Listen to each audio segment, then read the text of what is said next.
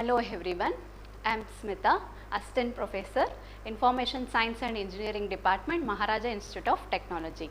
I am going to teach Software Architecture and Design Pattern. The subject code is 17 IS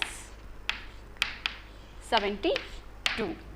See, in the subject name you have got Software Architecture and Design Pattern. Means you have got two sections. So, you have got the two section in a software architectures and the design pattern subject. The first section focuses on the software architecture part and the second section focuses on the design patterns. So, what is this software architecture? Software is a collection of programs, right? So, it is having the means merge of classes, programs, all together it gives rise to a software. And here software architecture is a fundamental structure of a software systems. In this part, he is completely focusing with the object oriented modeling techniques, means he is going to use the object oriented programming. Nowadays, object oriented modeling is used for analyzing, developing and implementing the codings, right, especially for the larger systems. So, here also you are going to use the object oriented modeling for the software architecture part.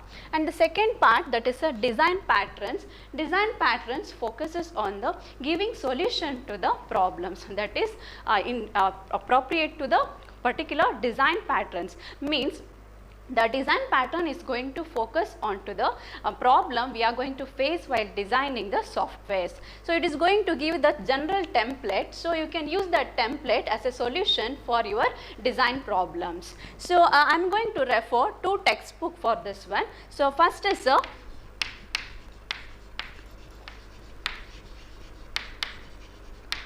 Brahmadattan and second textbook is a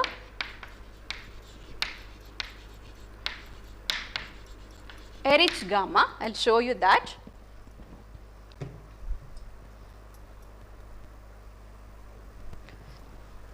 See, these are the textbooks I am going to use. This is your first textbook, Object Oriented Analysis, Design and the Implementation by Brahmadattan, and the second textbook is a Design Pattern, that is by Erich Gamma. These textbooks I am going to refer to teach the software architecture and design patterns. So, now the next question is, what is the use of studying this subject? So, what I am going to get if I study this subject? That is nothing but the course objectives of this subject. So, I am going to study this subject. Why? Because we will see the course objectives. See, everyone will write the code, everyone is going to implement, everyone will going to design, right? So, the thing is, you need to design the software and you need to add up functionalities in such a way that by reducing the complexity of the programming, right? So, in order to do the functionality add up to the design part, so by reducing the complexity, so means in order to learn these kinds of things, you need to study the software architecture, that is adding the functionality by reducing the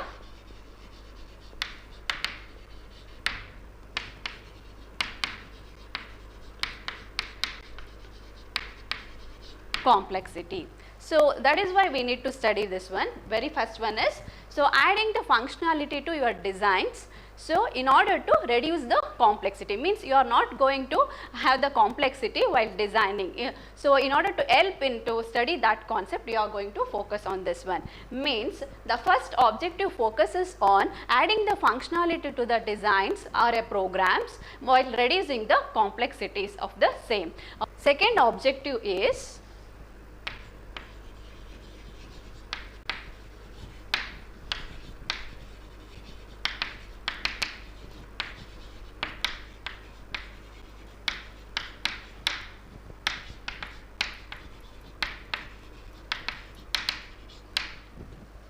you are are going to learn the qualities of the coding such a way that it is allow you to do the flexibility in the coding part.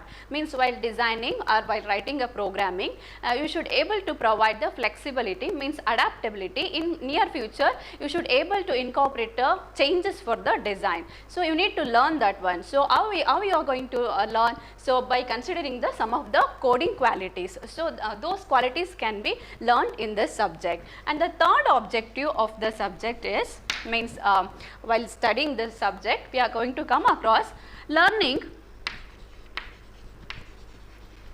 common design patterns.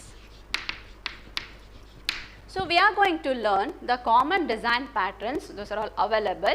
So we have got actually 27 design patterns. So we have got the 27 design patterns, but in the textbook, means in the syllabus, he has kept only 7 design patterns. So means he is going to cover up the 7 design patterns in the third module.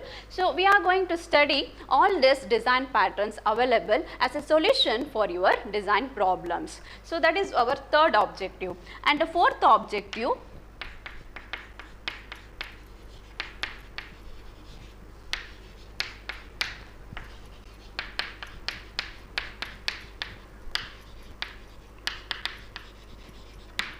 applying the design patterns at the proper context. Means you have got the solution, but you don't know how to apply, where to apply, means that is a problem. So in order to learn when to apply the design patterns, how to apply the design patterns, we need to study this subject. So these are the 4 objectives. Keeping in mind I am going to study this subject, means I should able to add up the functionalities to a design part in such a way that it is going to reduce the complexity, and I am going to study the qualities of the design part. So such a way that it is going to add up the flexibility in a coding. And in a third way, means I am going to learn all the design patterns available, and in last I am going to study means how to add up the design pattern solution, so in a particular context. So these are the objectives I am going to focus. And then what are the syllabus? So the contents that is present in the software architectures and the design pattern. As usual in the syllabus he has kept the 5 modules. In the first module he has given introduction,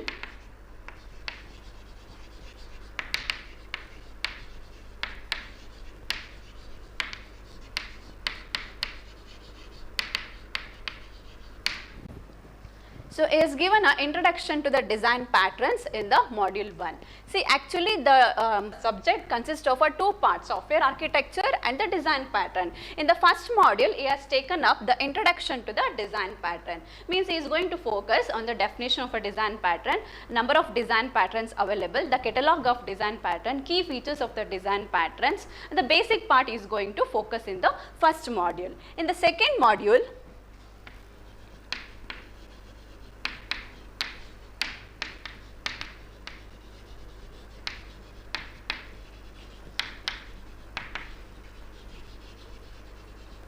analyzing the system. In the second module, he is going to focus on analyzing the system. How to analyze? He is going to consider from the requirements phase, and means he is going to collect the information from the clients, and then he is going to act upon the requirements. He is going to design it. He is going to have a sequence diagram, use case diagram, and then designing the conceptual models, and then leading to a design and implementation. So here in this module, he is considering a library system,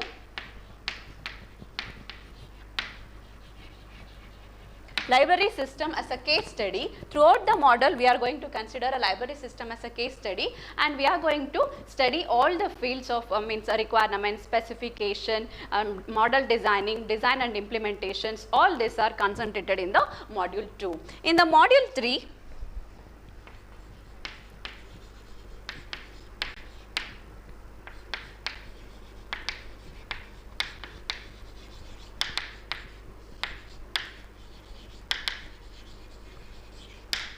design pattern catalog. In the module 3, we are going to study the number of design patterns available. So, I told you he has kept 7 design pattern in the syllabus. This module 3 completely contains 7 design patterns in detail. Each and every design pattern is given in a detail for 12 to 13 marks. So, what it contains? It contains a definition of a design pattern, what is the intention of the design pattern, in which situation I am going to apply that particular design pattern, what is the structure of a design pattern, how the design pattern is implemented. He has given a pseudo code in that one. Using that pseudo code, you can actually implement it. So, means he has given all the kinds of details for all 7 design patterns. In the 4th module,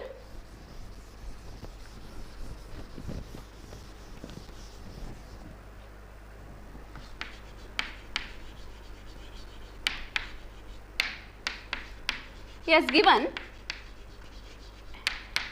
interactive system.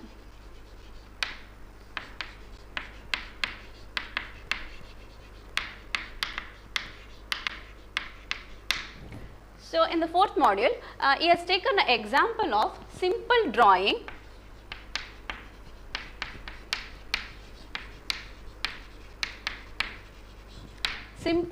program.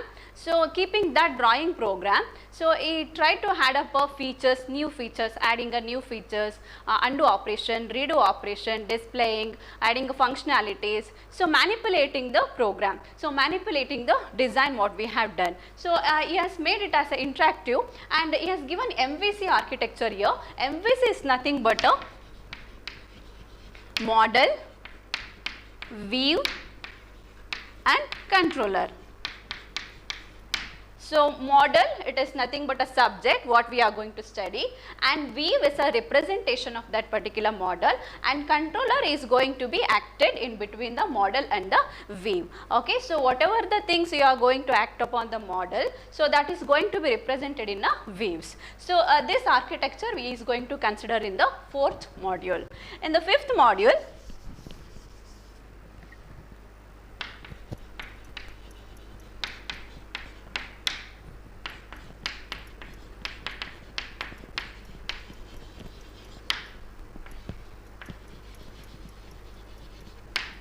distributed systems. So, in the 5th module is consider the implementation of the distributed systems using the object oriented modeling. So, here he has considered client server systems.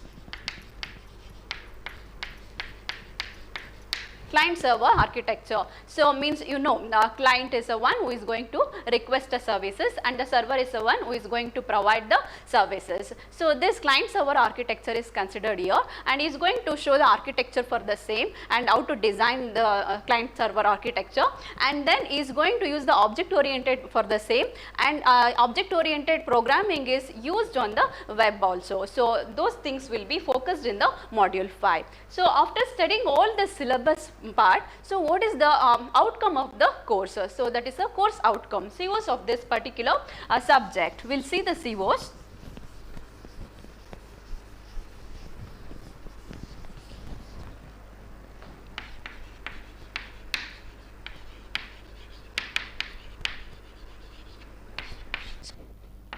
So, that is course outcomes. First, I am going to have a functionality adding to the designs and the software. So, means while designing a software and all. So, I am going to add up the functionalities. So, by reducing the complexity, that was my objective, right. So, the same outcome I am going to expect here. So, that is adding the functionalities by reducing the complexity. So, that I am going to write here.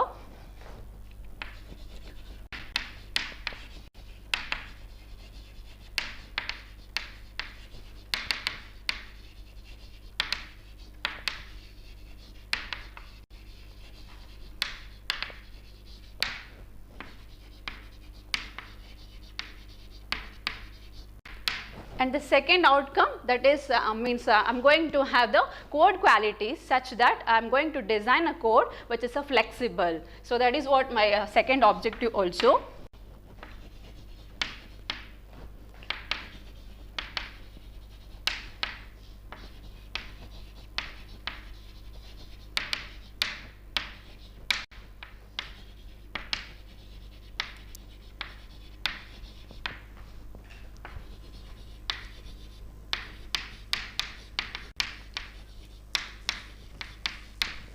The third outcome, I am ready to assess the quality of the design. Means after designing, after coding, I should able to rectify mistakes, or the means I am going to evaluate whether the design is correct or not based on the design principles. So that is assess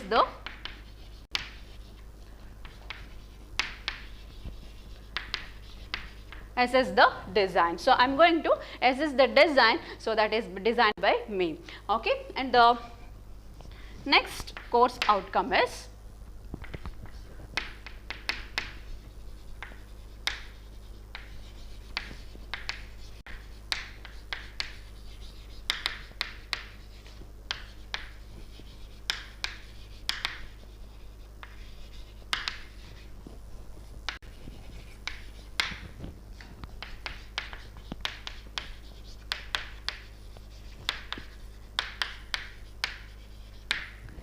the next course outcome is I am going to rectify the design patterns, and I am going to apply the same when I am going to face different problems while designing the software. So means I am able to identify the context in which I am going to apply the design pattern appropriately. So that these are the outcomes I am going to expect from this software architectures and the design patterns. So that is about the course introduction. So I will give the definitions, and I will enter to a model 1 in the next video. Thank you.